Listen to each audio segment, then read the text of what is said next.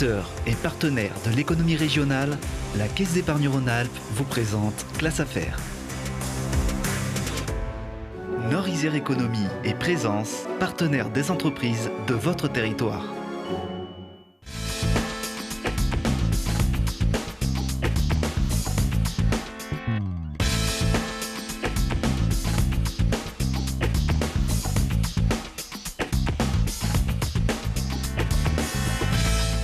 Bonjour à tous, très heureux de vous accueillir dans Classe Affaires, le club de l'économie en Isère. Chaque mois, nous découvrons les entreprises qui font la richesse de notre département. Avec des experts, des témoins, des reportages, nous décortiquons les rouages de l'économie. Pour nous accompagner ce mois-ci, c'est Didier Bruno que j'accueille. Bonjour. Bonjour Christophe. Je rappelle que vous êtes membre du directoire de la Caisse d'épargne Rhône-Alpes. Vous êtes notre expert. Aujourd'hui, on va parler de... On va parler de la situation économique et puis on va parler des entreprises en difficulté. Et il y aura aussi la question de l'internaute. Sur les sociétés d'économie mixte. Les SEM, on en parlera dans la deuxième partie de cette émission. Dans notre dossier, la transformation digitale des entreprises et un acteur majeur, l'opérateur Orange, qui en a fait une spécialité, devenant un acteur incontournable de la French Tech grenobloise, notamment en accompagnant le Totem ou en participant au festival Transfo. Et puis focus sur une institution grenobloise qui a traversé un siècle sans fausse note. Michel Musique et son adresse du boulevard Gambetta sont incontournables pour tous ceux qui se sont essayés à la guitare, au piano ou au saxo. Un véritable temple des instruments de musique, mais bien plus encore, un repère de passionnés. Voilà pour le sommaire, c'est parti. Installez-vous confortablement pour un nouveau voyage en Classe Affaires dans le club de l'économie en Isère.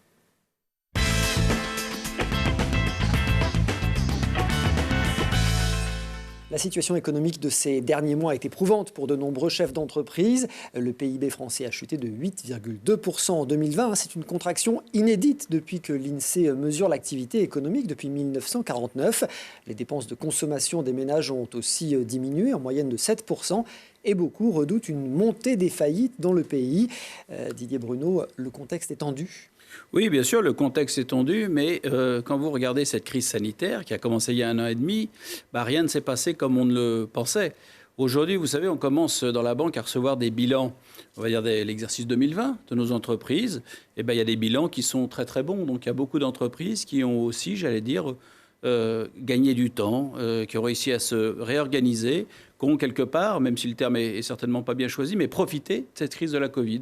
On considère qu'on a 60% des entreprises qui sont plutôt en bonne forme et on a 40% d'entreprises qui sont en difficulté pour des raisons diverses ou variées. Le caractère inédit de cette crise, c'est que ça place le chef d'entreprise. Moi, ça fait 35 ans que je travaille dans la banque et c'est quand même assez historique de voir que le chef d'entreprise aujourd'hui, il doit d'abord, bien sûr, faire revenir tout le monde au travail, remobiliser ses équipes. C'est quelque chose d'important, parce que la crise, ça a été aussi une crise psychologique, je pense, pour chacun d'entre nous, pour toutes nos organisations. C'est quelque chose qu'on n'avait absolument pas anticipé, qui va laisser des traces. Donc là, il y a déjà ce travail managérial de base. Il doit aussi réfléchir à son endettement, qui a beaucoup progressé, puisqu'il y a eu, et c'était une très bonne chose, des aides de l'État, les fameux PGE, etc. Donc il va falloir penser, j'allais dire, à les rembourser, à les amortir. Il va falloir se projeter dans le temps. Il va falloir profiter aussi du rebond économique que nous attendons, qui est un rebond qui est tout à fait avéré dans certains secteurs. Il va falloir aussi continuer à recruter. Or, on n'a jamais eu autant de problèmes de recrutement. Depuis la crise de la Covid, le marché de l'emploi, j'allais dire, qui est resté actif pendant la crise de la Covid. Aujourd'hui, on a toujours des secteurs qui ne sont pas, j'allais dire, suffisamment attractifs et donc des postes qui ne sont pas pourvus. Il va falloir se préparer aux transitions numériques et aux transitions écologiques, puisqu'on dit que le monde d'après, et on le voit bien, il ne sera pas complètement comme le monde d'avant. Il faut composer aussi avec une inflation sur les coûts qui est très importante. Les deux grandes puissances économiques, la Chine et les États-Unis, ont beaucoup stocké des matières premières, ce qui fait qu'il y a des pénuries. Il y a des pénuries, les prix s'envolent. Il y a des pénuries aussi sur des problèmes de logistique. Donc aujourd'hui, les entreprises font face à j'allais dire, des problèmes de matières premières. Et puis j'allais dire, tout va dépendre aussi de cette incertitude de l'épargne des ménages. Je crois qu'elle a progressé de 150 milliards l'année dernière. Est-ce que j'allais dire, les ménages vont repartir sur une consommation très, très rapide ou vont revenir tranquillement dans la vraie vie? Ça fait énormément, j'allais dire, de champs d'investigation pour un chef d'entreprise aujourd'hui. Oui, beaucoup de questions à se poser. Beaucoup de questions. Pour les entreprises qui ont à affronter une baisse. Dans quel secteur particulier? Est-ce qu'il y a des tailles d'entreprises plus particulièrement touchées ou est-ce que ça touche équitablement tout le monde? C'est assez, là aussi, j'allais dire, c'est au cas par cas. Bien sûr qu'il y a des secteurs qui ont été médiatisés, qui sont en grande difficulté, les THR, on a parlé aussi de la montagne, qui avait été très durement touchée par cette crise de la Covid. Ce qu'on peut voir globalement, mais on parlait aussi avec nos amis des startups, où globalement beaucoup de startups ont très bien traversé ou même accéléré pendant cette période de la Covid.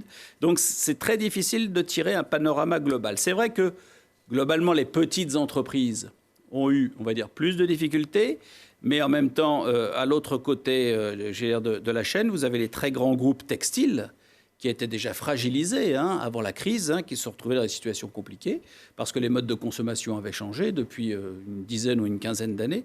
Donc des grandes entreprises qui ont été touchées, des petites entreprises qui ont été touchées. Ce qu'on peut dire quand même, c'est que globalement, les entreprises familiales ont été très résilientes, et globalement, les entreprises industrielles s'en sortent plutôt pas mal aussi. Voilà. Donc très difficile de généraliser. Pour les entreprises en difficulté, on sait qu'il y a différents dispositifs qui sont en place pour les accompagner. Est-ce qu'on peut juste refaire un point parce que les termes sont parfois un peu galvaudés? Oui, les termes sont galvaudés et puis c'est un domaine qui est très compliqué sur le plan psychologique. Et on comprend que le chef d'entreprise n'a pas envie d'aborder ces sujets-là. On les aborde pas avec son banquier, on les aborde de temps en temps avec son expert comptable. C'est compliqué.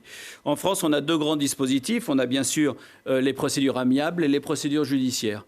J'insiste sur les procédures amiables parce qu'elles ne sont pas assez connues et elles ont une réelle efficacité. Le mandat ad hoc ou la conciliation, ce sont des procédures qui sont confidentielles, qui, si, vos difficultés ont été détectées avant, vous n'êtes pas en cessation de paiement, vous pouvez très bien trouver un accord avec votre créancier dans avec toute la confidentialité qui doit entourer ce type de mesures. Dans la conciliation, vous pouvez même faire homologuer votre accord avec les créanciers et vous permettre ensuite de repartir. C'est des choses qui existent, qui ne sont pas très bien connues. Voilà, et donc je sais que le gouvernement a des projets, notamment de simplification un petit peu de toutes ces procédures, mais en tout cas, elles existent. Et l'expert comptable, ou en tout cas les conseils du chef d'entreprise, doivent absolument médiatiser ces procédures. Et puis, bien sûr, il y a les procédures judiciaires, il y a la procédure de sauvegarde, qui existe et qui, là aussi, a fait ses preuves. L'entreprise n'est pas encore en cessation de paiement, mais a des difficultés financières certaines. Et puis ensuite, il y a bien sûr les procédures de redressement judiciaire et liquidation judiciaire. Plus on s'y prend tard, plus on va vers la liquidation judiciaire. Donc moi, le conseil que nous donnons sur ces sujets qui sont très compliqués, on n'a pas de leçons à donner, c'est des conseils. Il faut essayer d'anticiper au maximum et que quelque part mettre des capteurs. Je sais que le gouvernement Bercy réfléchit à des capteurs aussi pour les fameux signaux faibles. À partir des datas, on va pouvoir, monter des systèmes de détection, d'anticipation des difficultés des entreprises.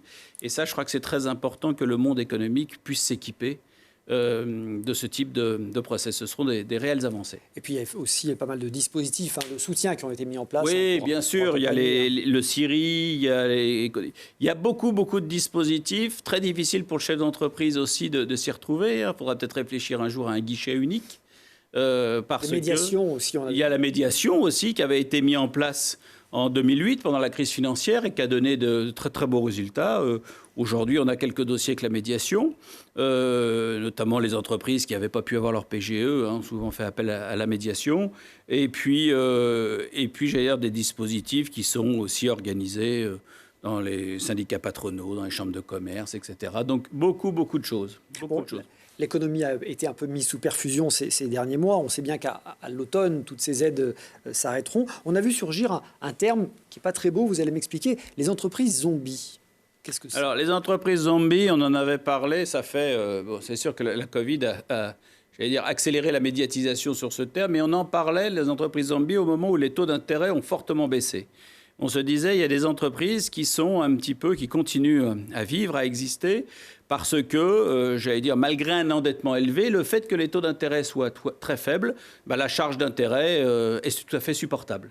Si les taux d'intérêt avaient été normaux, ces entreprises n'auraient pas pu supporter cet endettement. On les avait appelées les entreprises zombies.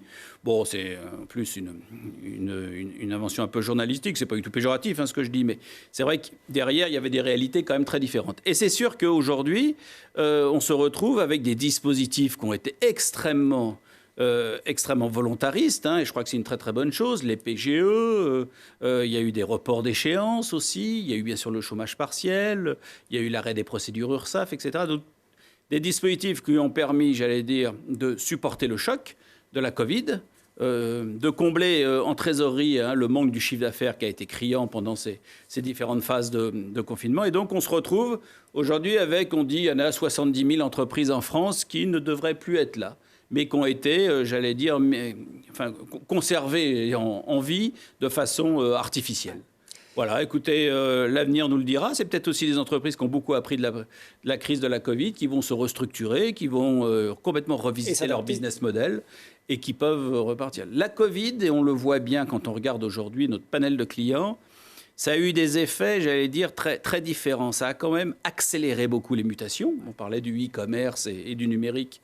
Nous, on a gagné 10 ans dans la banque sur le digital a été pour nous quelque chose de très important. Les paiements sans contact, toutes ces innovations ont été vraiment importantes pendant la Covid. Et pour les entreprises, c'est sûr que le numérique a gagné beaucoup d'années, beaucoup d'années. Donc on ne sait pas si ces entreprises-là, demain, ne seront pas sur des process qui leur permettront de repartir de façon beaucoup plus saine. Donc très difficile, pas d'idéologie, et très difficile de tirer aujourd'hui des conclusions définitives. J'ai entendu certains de vos conseils, détecter les signaux faibles, anticiper pour pouvoir mieux accompagner.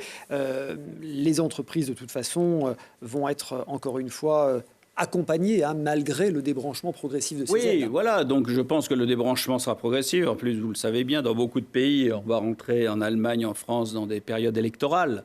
Donc, on ne peut pas débrancher trop rapidement, de même que les taux d'intérêt ne pourraient pas remonter trop brutalement. Ce serait une catastrophe pour l'économie européenne. Voilà, donc on va encore vivre avec ça. Et il va falloir que, si je prends le prisme du banquier, nous, notre rôle, ça va vraiment être entreprise par entreprise, aux côtés du chef d'entreprise, pour l'aider, sur le plan financier, bien sûr, à trouver les ressources, à mieux distribuer ses ressources, à faire une allocation de ressources financières de façon à ce qu'il se désendette progressivement, qu'il puisse continuer à financer son rebond, donc à continuer à investir. Puisque là, en fait, déjà endetté, il va falloir qu'il se réendette pour garnir ses stocks. Donc il va falloir qu'on ait ce travail qui sera un travail très profond, qui prendra aussi en compte la situation patrimoniale du chef d'entreprise, l'ouverture peut-être de son capital. Voilà, donc c'est une période qui est très inédite parce que c'est une période où tous les champs sont possibles et l'investigation doit être panoramique. Merci Didier pour cette analyse et ces conseils. Ne pas attendre qu'il soit trop tard pour demander aide et accompagnement. Voilà qui est essentiel.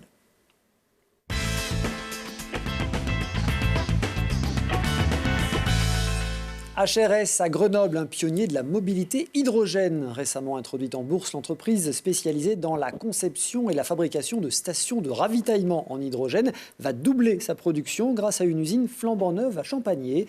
Son défi, gagner le pari de la décarbonation des transports et finir en tête de la course à l'hydrogène vert. Reportage de Thibaut Jean-Pierre. 3 fois plus énergétique que l'essence, cette molécule ne rejette que de la vapeur d'eau. Son nom, l'hydrogène.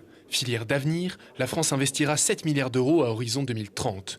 Les stations de ravitaillement à hydrogène de l'entreprise HRS pour Hydrogen Refueling Solutions ont assurément le vent en poupe. Vous avez beaucoup d'industries qui ont fait le pari de l'hydrogène. Je ne vais pas citer les grands noms de l'industrie, de l'ingénierie, qui travaillent beaucoup sur l'hydrogène. Donc oui, moi j'y crois et oui, je pense que c'est une vraie énergie d'avenir qui peut remplacer les sources d'énergie à émissions polluantes. Créée en 2004, l'entreprise iséroise HRS est spécialisée dans la fabrication des stations de chargement à hydrogène à forte capacité. Distribuée à 350 ou à 700 bars, cette molécule s'adresse aussi bien aux véhicules lourds que légers. L'enjeu, verdir un hydrogène jaune dont la production provient à 95% des énergies non renouvelables. De toute façon, même si on prend l'hydrogène jaune, c'est de toute façon plus propre et beaucoup plus propre que d'utiliser une voiture thermique, ça c'est sûr. Voilà. L'ambition est évidemment de tendre vers l'hydrogène complètement vert. Donc c'est pour ça qu'il y a de gros projets en ce moment de génération, si vous voulez, de très gros électrolyseurs proches de sources d'énergie renouvelable. Entré en bourse en février 2021, HRS a levé 74 millions d'euros.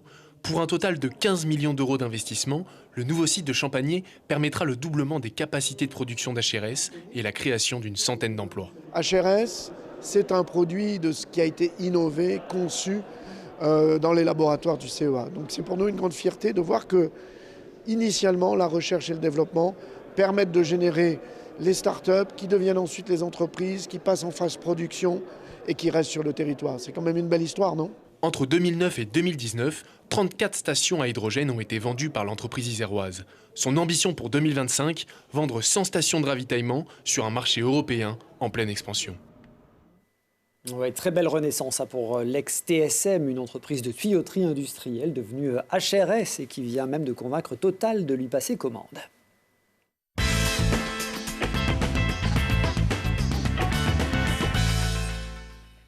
La transformation digitale des entreprises, un enjeu de survie dans bien des secteurs, un impératif renforcé par la crise sanitaire que nous venons de traverser, on en parlait à un instant, et qui a parfois généralisé le télétravail et multiplié la communication à distance. Et parmi les acteurs majeurs de cette adaptation digitale, il y a à Grenoble Orange, l'opérateur, qui est un des principaux animateurs de ce fameux écosystème innovant. On en parle avec Didier Chaminade. Bonjour. Bonjour. Délégué Alpes d'Orange, et également avec nous Émilie Rondet, la déléguée générale de la French Tech de Grenoble. Bonjour. Bonjour. Merci d'avoir accepté notre invitation. On va parler précisément de cet écosystème grenoblois autour du numérique et de la transformation digitale. Quelques mots d'abord pour présenter Orange. Tout le monde connaît l'opérateur de téléphonie, mais ça va bien au-delà. Oui, alors Orange, c'est à peu près 1600 salariés en Isère, pour à peu près 80 000 en France, avec tous les métiers représentés. Un site important, c'est celui de Mélan, où on va trouver une moitié de chercheurs, Orange Labs, et une moitié d'ingénieurs, chefs de projet qui travaillent sur des développements informatiques pour les besoins de l'entreprise et de ses marchés. Et puis, il y a tous les métiers de la relation client sur d'autres sites, de l'intervention. Il faut entretenir les réseaux, ça c'est vraiment pas délocalisable. Le réseau, il innerve le territoire et c'est une activité de proximité s'il en est. Pour parler de cette révolution numérique, cette transformation digitale, on va s'arrêter un peu sur Orange Labs, donc à Mélan. Vous le disiez, 600 personnes, 300 chercheurs, qui travaillent sur quoi ? Sur les objets connectés, sur l'intelligence artificielle ? Oui, alors Orange travaille effectivement sur ce type de sujet. Sur Mélan, on a quelques, j'ai envie de dire, spécialités. Il y a un grand domaine qu'on va appeler, pardon pour l'anglicisme, Smart Life, tout ce qui va accompagner la numérisation de la vie quotidienne des gens. On pourrait parler de maisons connectées, par exemple, et de tous les services qui vont avec. De l'activité, effectivement, dans le domaine de l'intelligence artificielle, plutôt sur l'angle objets connectés, edge computing, intelligence distribuée. Et puis quelques activités dans le domaine de la santé également. Il y en a d'autres, mais je vous ai cité les principales. Bon, l'évolution numérique, je le disais, un passage obligé pour toutes les entreprises. Didier Bruno en parlait aussi. Ça a aidé aussi certaines entreprises à passer cette étape difficile que l'on vient de vivre. Cet écosystème grenoblois, il est essentiel, on en parle beaucoup. Vous êtes un de ses partenaires. C'est quoi l'écosystème du numérique à Grenoble ? J'ai envie de dire tout d'abord sa diversité. Le numérique, si on regarde bien, le numérique, c'est en fait une foultitude de types d'acteurs. Il y a à sa part des gens qui fabriquent le hardware. On a des beaux fleurons ici, entre STMicro, Soitec, et jusqu'aux concepteurs et diffuseurs de contenu. Donc le numérique, c'est un champ très très large. Les opérateurs en font partie, les sociétés de services informatiques, on dit maintenant les ESN, les entreprises de services numériques, en font partie. Donc la particularité du territoire grenoblois, c'est qu'on y trouve tous ces acteurs. Voilà. Et dans un territoire suffisamment proche pour que les interactions soient facilitées. Moi qui ne suis pas un grenoblois d'origine, je peux vous dire mon observation et même mon admiration de cette capacité de ce territoire à franchir ces fameuses frontières sectorielles dans cette grande famille du numérique. Alors cet écosystème, il se retrouve notamment au cœur de la French Tech grenobloise, French Tech in the Alps, Émilie Rondet, avec une action concrète, Totem, le Totem qui est né à Grenoble, boulevard Maréchal Lyoté. Qu'est-ce que c'est? Moi, j'avais tendance à dire un incubateur. Vous m'avez dit non, pas tout à fait. Alors, c'est quand même presque vrai. Le Totem, en fait, c'est un lieu où on participe, en fait, on accompagne à la création et au développement des startups grenobloises. On est un lieu parmi tant d'autres, mais on se revendique comme étant la maison commune. En fait, la marque French Tech, c'est une marque qui est partagée par l'ensemble des startups. On dit généralement qu'on est une start-up de la French Tech. Plus on brandira ce nom-là, même aux frontières de l'international et sur les salons internationaux, et plus la marque fonctionnera et plus on arrivera à faire connaître la tech française dans le monde entier. Et donc le lieu Totem, c'est le lieu où vous pouvez retrouver en effet des incubateurs, notamment le village Baïséa, qui accompagne des startups de tout type, mais également des clusters, des pôles de compétitivité, tous ces acteurs-là en fait. Alors oui, effectivement, ces personnes-là peuvent venir contribuer au lieu, c'est-à-dire proposer une programmation événementielle, d'animation, d'accompagnement d'entreprise.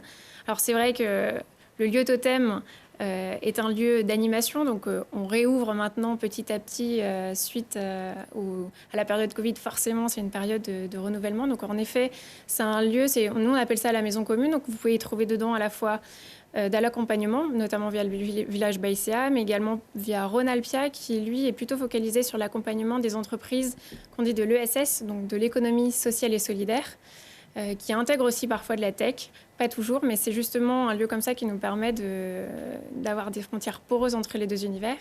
Et vous pouvez retrouver un espace de coworking, donc vous pouvez venir travailler à la journée, au mois, prendre un forfait de 10 jours, des bureaux pour venir travailler. Et puis, on accueille depuis très peu de temps le campus numérique in the Alps, qui est une formation qu'on a co-créée avec le CNAM et qui permet de former des demandeurs d'emploi au métier de développeur informatique, mais aussi maintenant de data analyst et data scientist, parce que ce sont des talents qui manquent sur le territoire, qui manquent en fait dans toute la France, même dans le monde entier. Et on a beaucoup d'entreprises grenobloises, même alpines, qui souhaitent rechercher ces talents. Et donc c'était important pour nous de créer localement une école qui permet de former des acteurs, des personnes qui souhaitent se reconvertir. Tout ça au Totem, donc c'est boulevard Maréchal Lyoté, et c'est au Totem aussi qu'a eu lieu récemment ce fameux programme auquel Orange a participé et qu'Orange a initié, les femmes entrepreneuses. Donc au Totem, on va découvrir et à la fois le Totem et cette opération. Et si on se servait d'avatars 3D expressifs pour entraîner ses compétences émotionnelles? C'est en tout cas le projet DemoFace, une start-up créée en 2020 pour aider les enfants atteints de troubles de l'autisme. On fait ça dans un premier temps pour les enfants autistes qui ont besoin justement d'améliorer leurs compétences à gérer les émotions, à les exprimer et à interagir avec d'autres personnes. Un projet innovant qui n'est pas isolé. Ici, au Totem, Orange et Ronalpia organisent un programme pour inciter les femmes à créer leur entreprise, une formation sur la gouvernance partagée et l'entrepreneuriat au féminin. L'objectif de ce type de formation, c'est de pouvoir aborder des thématiques stratégiques ou de gouvernance, en tout cas de la réflexion, sortir de l'opérationnel et pouvoir faire grandir le projet maintenant ou plus tard. Les thèmes explorés par ces start-upeuses sont variés. Des vêtements sur mesure en fibre de bois plus écologiques et confortables, des projets de responsabilisation sociétale des entreprises, jusqu'à du e-commerce de plantes, car la France est le deuxième importateur mondial de végétaux d'extérieur. Alors, chez La Pousse Verte, on veut promouvoir les plantes locales sans pesticides. Donc là, par exemple, on a de la saponaire. C'est une plante qui va faire des fleurs blanches. On peut manger ces fleurs. Et aussi, on peut faire du savon avec la plante qui contient de la saponine. Lucie, elle aussi, a créé son entreprise à la suite de la maladie de son associé. Elle propose des vêtements très pratiques pour les personnes en traitement de cancer, qui ont souvent un boîtier sous le thorax pour faire des perfusions. Donc ils ont tous un système d'ouverture par bouton pression, donc qui permet d'ouvrir une large zone autour du dispositif implanté dans le thorax. L'infirmière désinfecte, pose la perfusion et ensuite elle referme le vêtement, les tubes de la perfusion passant entre deux boutons pression. Terre d'innovation technologique depuis longtemps, Grenoble est depuis quelques années devenu un terreau fertile pour les projets sociaux et environnementaux qui sont de plus en plus portés par des entrepreneuses. Femmes entrepreneuses, il y a trop peu de femmes start-upeuses, c'est ça Didier Chaminade, c'est ce qui vous a poussé à créer cet événement? Exactement, c'est l'initiative de notre directrice générale, Fabienne Dulac, qui, il y a 3 ans, a lancé ce programme. Nous en sommes donc à la 3e saison. Et l'idée, c'est bien ça, c'est par l'exemple aussi, en aidant des femmes entrepreneuses, peut-être de passer un message tout simple aux autres qui se posent la question, oui, c'est possible, faites-le. Et le programme a cette vocation d'accompagner. Je ne peux pas dire que c'est un incubateur, c'est un programme plus léger qu'un réel programme d'incubation. Mais l'idée, c'est de croiser des expériences, apporter quand même de l'expertise. On a des salariés d'Orange qui s'engagent dans différents champs d'expertise.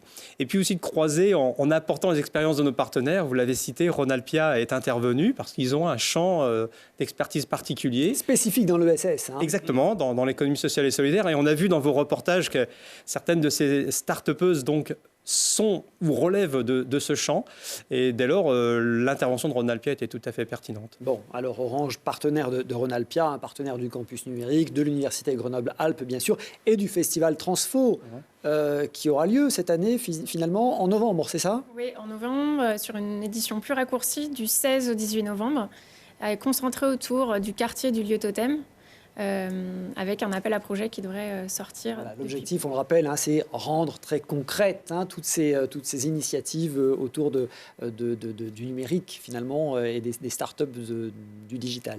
Exactement, permettre de vulgariser, rendre accessible, et puis permettre de prendre des temps pour s'interroger sur le numérique, les enjeux sociétaux, ce que ça peut nous apporter de bien, ce à quoi aussi il faut faire attention quand on utilise l'outil numérique.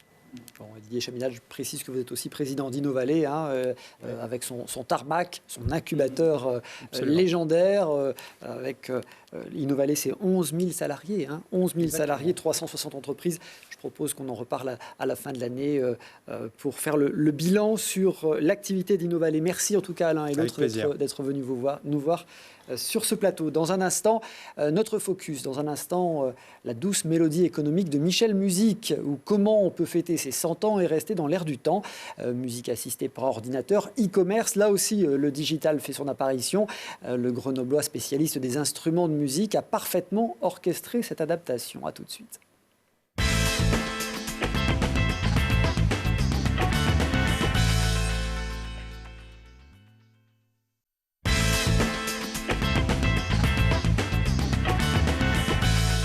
Classe Affaires, le club de l'économie en Isère, retour sur le plateau de Télé Grenoble avec Didier Bruno, notre consultant. Dans un instant, un centenaire en grande forme, Michel Musique, une boutique de 2500 mètres carrés en plein cœur de Grenoble, mais qui rayonne dans le monde entier grâce au web. Aujourd'hui, c'est la 4e génération qui tient la baguette avec la ferme intention de rester dans le tempo. Le virage du numérique a été parfaitement orchestré. Avant cela, la traditionnelle question de l'internaute. Dans Classe Affaires, vous pouvez poser vos questions à notre expert qui y répond. Didier, cette semaine, on nous interroge pour savoir ce qu'est une SEM, une société d'économie mixte. C'est Henri qui pose la question. Tout à fait. Donc GEG, Territoire 38, la SATA, Grenoble Habitat sont des SEM, des sociétés d'économie mixte. Donc ce sont des sociétés anonymes dans lesquelles les collectivités locales ont une partie du capital, entre 51 et 85%. Et il faut au moins qu'il y ait, à côté de ces collectivités locales, une personne morale de droit privé. Voilà, donc c'est, j'allais dire quelque part, l'association la souplesse du droit privé avec la prise en compte de l'intérêt général. Et ces SEM sont des outils très souvent développés par les collectivités locales pour de l'aménagement, pour de la gestion. C'est quelque chose qui est vraiment au cœur du développement de nos territoires, de par sa facilité et, comme je l'ai dit, de par la prise en compte à la fois de l'intérêt général et des, j'allais dire, souplesses du droit privé. Voilà, donc les banques sont en général au capital de SEM à côté des collectivités locales. SEM d'aménagement, SEM de gestion, SEM immobilière également. Voilà, donc on est vraiment au cœur de l'outil pour l'aménagement du territoire. Merci beaucoup, merci Didier. Si vous voulez des précisions sur une notion économique ou sur un mécanisme financier, n'hésitez pas, écrivez-nous classeaffaires@telegrenoble.net.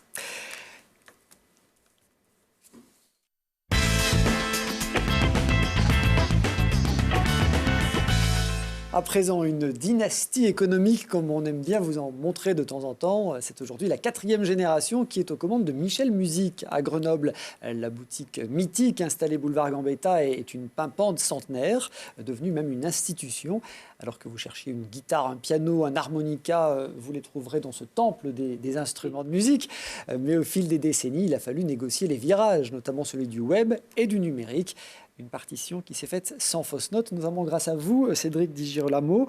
Vous êtes l'un des des successeurs Oui, bonjour. à la tête de cette entreprise. 4e génération, merci d'être avec nous. Le spécialiste des instruments de musique à Grenoble et maintenant dans le monde grâce au web. On essaie de développer depuis 2010 notre site internet. Donc aujourd'hui, ça fait 11 ans maintenant qu'on a un site internet marchand avec 44 000 produits et on essaie de vendre à la fois, de garder les produits qu'on a en magasin et de proposer quelque chose, un service supplémentaire à nos clients. 44 000 produits sur le site internet. Alors il faut dire qu'en boutique aussi, il y a l'embarras du choix. Hein. Je disais 2500 mètres carrés de surface totale et un magasin achalandé. Enfin, c'est le paradis du musicien. On essaie en tout cas. On voit quelques images, allez-y. Oui, on essaie d'avoir à la fois, on a un très grand magasin, mais de garder un univers pour chaque client.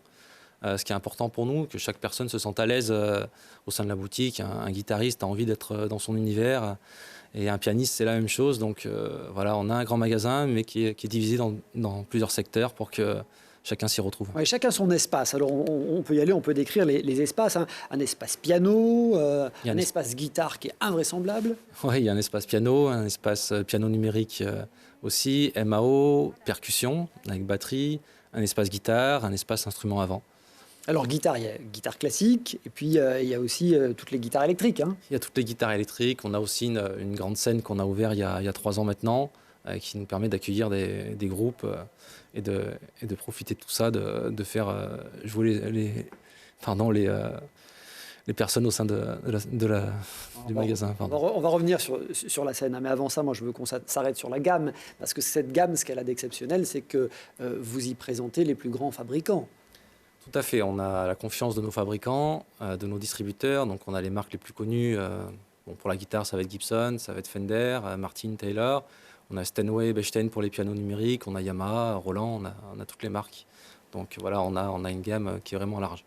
Dit comme ça semble évident, hein, mais Gibson par exemple, il y a 40 concessionnaires Gibson en France. Oui, il n'y en a pas beaucoup. Le concessionnaire a décidé de réduire le nombre de distributeurs pour justement proposer aux clients qui se déplaceraient dans les boutiques un choix hyper large et que chaque client puisse retrouver la gamme complète de Gibson notamment.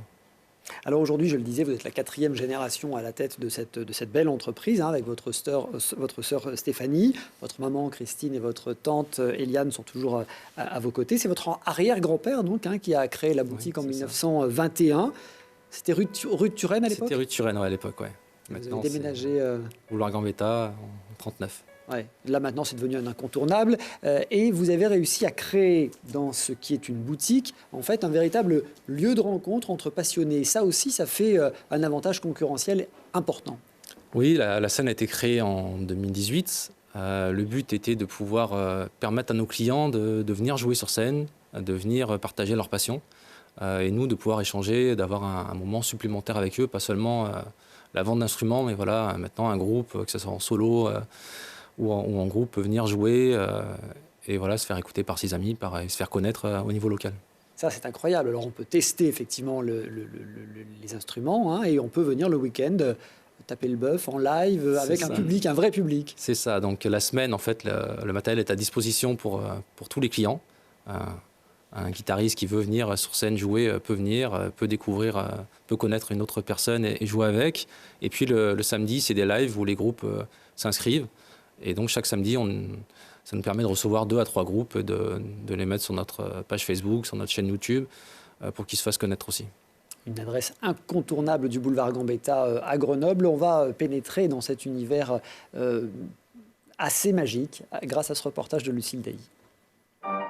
Tester, comparer et se laisser aller. L'habitué vagabonde de piano en piano et se sent ici comme chez lui, accompagnant la cadence des clients qui goûtent déjà cette ambiance singulière sur le seuil du magasin. Une institution, ce magasin. Michel Musique résonne depuis 100 ans à Grenoble. Antonin Michel, clarinettiste et accordeur, avait fondé en 1921 cette petite boutique avec son épouse, rejoint par leur fils, puis tous leurs petits-enfants, et c'est désormais la 4e génération qui prend goût à cette partition familiale.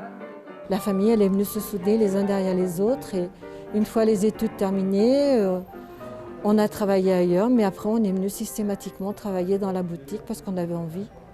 La famille a la clé de la longévité sans doute, mais ne leur dites pas leur méthode, leur credo.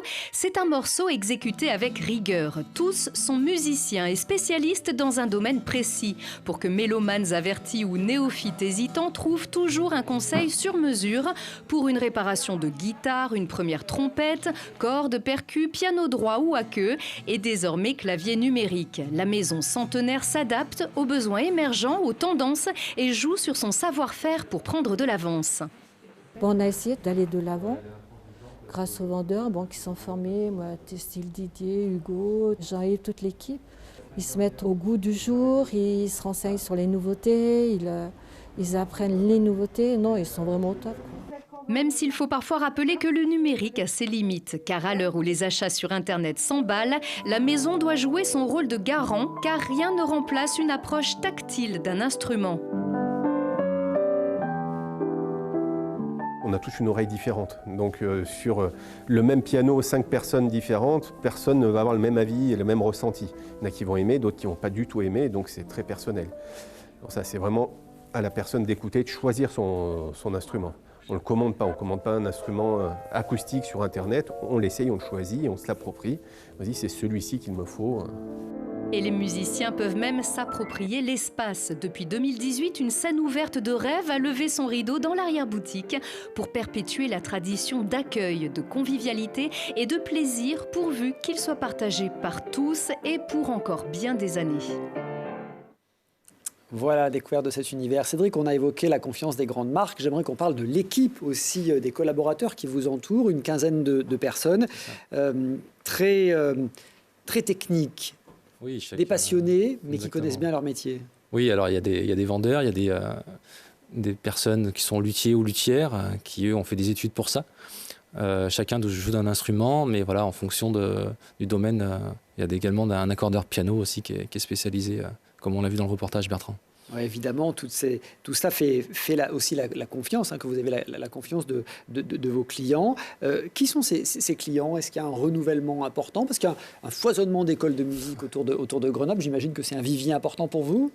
Oui, mais pas que. En fait, ça va dépendre des rayons. En effet, le rayon d'instruments avant ou le rayon guitare, on va avoir des écoles. Mais dans les guitares, il y a beaucoup de jeunes qui s'y mettent dès le plus jeune âge, à partir de 6 ans, qui vont jouer...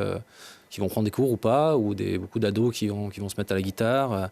La MAO, il y a beaucoup de jeunes qui se mettent à la musique et créent eux-mêmes leurs morceaux. Et puis le piano numérique, piano portable, qui a le vent en poupe aussi en ce moment.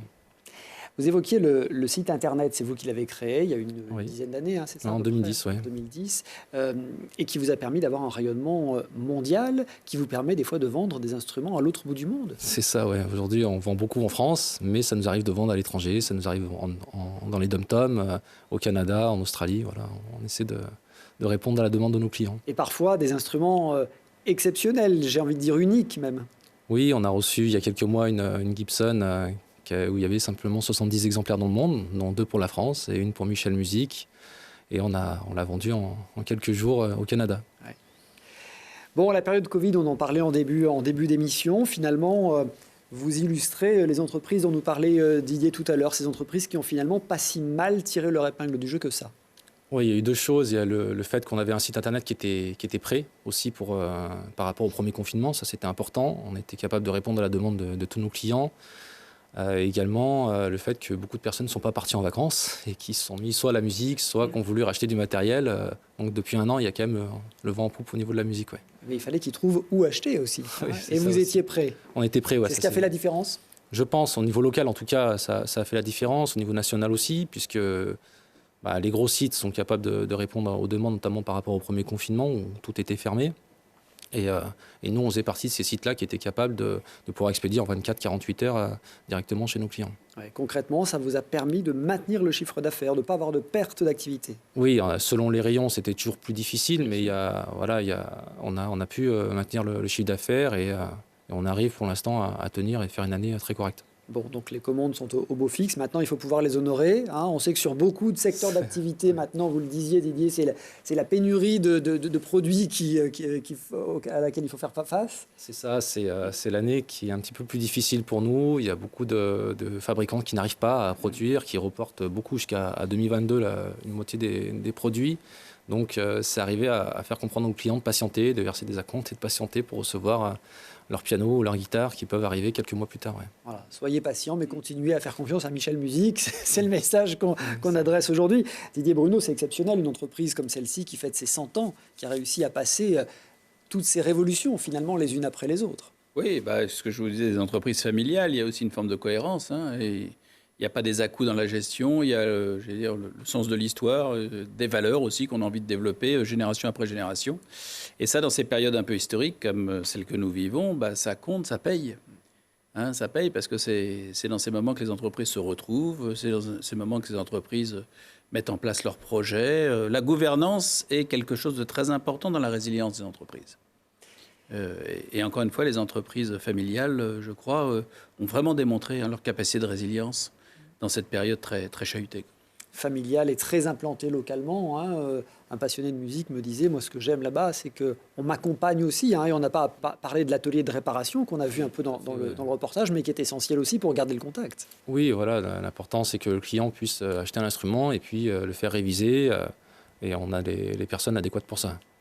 Merci beaucoup. On vous souhaite à encore un siècle d'existence. Michel Musique à Grenoble, boulevard Gambetta. Merci d'être venu nous en parler. Merci beaucoup Didier Bruno. Merci Christophe. Merci à tous de votre fidélité. Classe Affaires à voir ou à revoir sur télégrenoble.net. À très vite pour un nouveau voyage en Classe Affaires dans le Club de l'économie en Isère.